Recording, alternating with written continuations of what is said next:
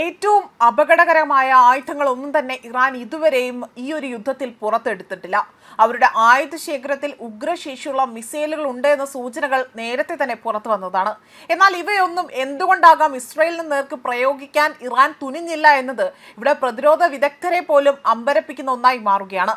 ഇറാന്റെ മിസൈൽ പ്രഹരശേഷി കുറയ്ക്കാൻ ഇസ്രയേലും അമേരിക്കയും നിരന്തരം ഇവിടെ ശ്രമങ്ങൾ നടത്തുകയാണ്.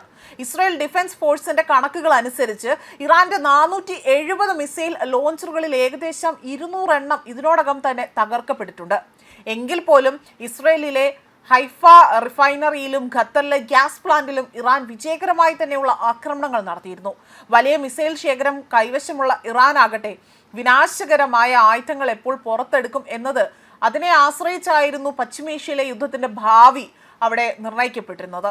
അതേപോലെ തന്നെ ഇസ്രയേലും അമേരിക്കയുമായുള്ള സംഘർഷം പശ്ചിമേഷ്യയിൽ വലിയ രീതിയിൽ രൂക്ഷമായിക്കൊണ്ടിരിക്കുകയാണ്.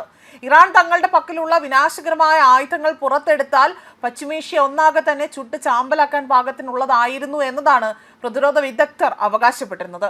ഇറാന്റെ ആയുധപുരയിലെ കരുത്തുറ്റ ഖാസിം ബാസിർ, അതേപോലെ തന്നെ ഇതിമദ്, അതുപോലെ ഫത്ത 2 തുടങ്ങിയ മിസൈലുകൾ എവിടെയാണ് എന്ന ചോദ്യങ്ങൾ പലപ്പോഴായി തന്നെ ഉയർന്നു കേൾക്കുന്നു.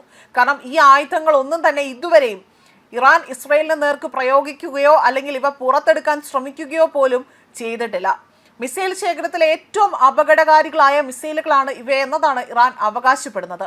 കഴിഞ്ഞ വർഷം ഈ ഒരു മേഖലയിൽ ഇറാൻ ആകട്ടെ ഖാസിം ബാസർ മിസൈലിനെ ലോകത്തിന് മുന്നിൽ അവതരിപ്പിച്ച ഒന്നാണ്.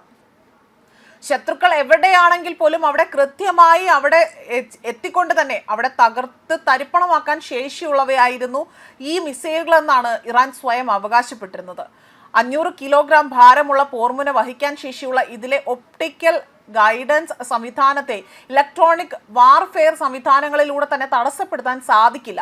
എന്നാൽ യുദ്ധം തുടങ്ങി 1 മാസമായിട്ട് പോലും ഈ ഒരു മിസൈൽ ആകട്ടെ ഇറാൻ പുറത്തെടുക്കുകയോ യുദ്ധമുഖത്തേക്ക് കൊണ്ടുവരാൻ പോലും ഒരു ശ്രമം നടത്തിയിട്ടില്ല, അല്ലെങ്കിൽ ഇവയെ കാണാൻ പോലും കഴിഞ്ഞിട്ടില്ല എന്നതാണ് വസ്തുത.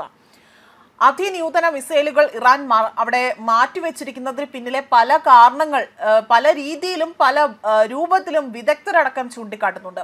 ഇവ ഇതുവരെ പൂർണ്ണമായും പ്രവർത്തന സജ്ജമാകാത്തതോ അല്ലെങ്കിൽ ശത്രുക്കളുടെ വ്യോമ പ്രതിരോധ സംവിധാനങ്ങൾ ദുർബലമാകുന്ന അവസാന ഘട്ടത്തിലേക്ക് ഇത് കരുതി വെച്ചിരിക്കുന്നതായി തന്നെ ഇതിനെ കണക്കാക്കപ്പെടുന്നുണ്ട്. പുതിയ മിസൈലുകളുടെ എണ്ണം പരിമിതമായും ഒരു കാരണമാണ് എന്നതാണ് പ്രതിരോധ വിദഗ്ധരടക്കം ചൂണ്ടിക്കാട്ടുന്നത്. മാത്രമല്ല ഇത് തടയാൻ അതീവ പ്രയാസകരമായ ഹൈപ്പർസോണിക് ഗൈഡൻസ് വെഹിക്കിൾ, അത് സാങ്കേതിക വിദ്യയുടെ ഫത്ത 2 ആകട്ടെ 1700 കിലോമീറ്റർ ദൂരപരിധിയുള്ള ഒരു വസ്തുവാണ്. ഇമിതാദ് ചുരുങ്ങിയ ദൂരപരിധിക്കുള്ളിൽ അതിവേഗം ദിശ മാറാൻ കഴിയുന്ന ഒന്നാണ്. റാത്ത് 500 ആകട്ടെ അത് ഇവയെല്ലാം ഇതുവരെ ഇറാൻ യുദ്ധമുഖത്തേക്ക് പ്രയോഗിച്ച മിസൈലുകളല്ല. യുദ്ധത്തിന്റെ ആദ്യഘട്ടത്തിൽ പഴയ മിസൈലുകളാണ് ഇറാൻ എപ്പോഴും തന്നെ ഇവിടെ ഉപയോഗിച്ചിരിക്കുന്നത്. പിന്നീട് സെജിൻ ആകട്ടെ സെജിൽ ആകട്ടെ 2 ടൺ ഭാരമുള്ള പോർമുനകൾ വഹിക്കുന്ന ഗൊറൈം ഷഹർ 1 ടൺ ഭാരം വഹിക്കുന്ന ഖൈബർ ഷോഖർ എന്നിവ ഇതുവരെയും ഉപയോഗിച്ചു തുടങ്ങിയിട്ടില്ല. മാത്രമല്ല പതിയെ ഇവ ഉപയോഗിച്ച് തുടങ്ങിയതായുള്ള ചില റിപ്പോർട്ടുകൾ പുറത്തു വന്നിട്ടുണ്ട്. അടുത്തിടെ തന്നെ ഇറാനിൽ നിന്ന് ഏകദേശം 4000 കിലോമീറ്റർ അകലെയുള്ള ഡീഗ്രോ ഗാഷ്യസിലെ US UK സൈനിക താവളത്തിന് നേരെ ഇറാൻ ഈ ഒരു മിസൈലുകൾ തൊടുത്തുവിട്ടത് വലിയ രീതിയിലുള്ള പ്രശ്നങ്ങൾ സൃഷ്ടിക്കുകയും വിദഗ്ധരെ അടക്കം ഇത് ഞെട്ടിപ്പിക്കുന്ന ഒന്നായി മാറുകയും ചെയ്തിരുന്നു.